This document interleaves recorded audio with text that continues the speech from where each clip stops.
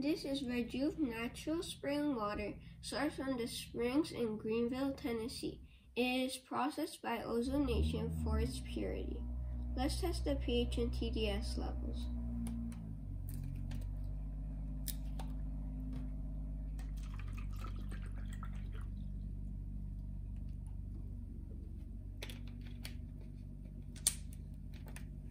First, let's test the TDS level.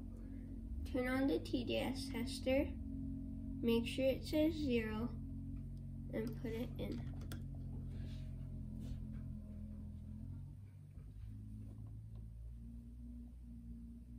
"97. That's carbon-filtered mountain spring or aquifers. Now let's test the pH level. Do 2 to 3 drops.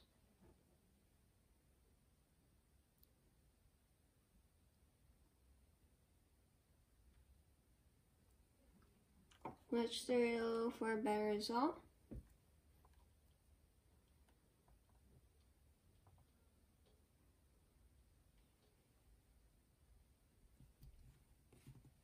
I give this an 8. This is alkaline water.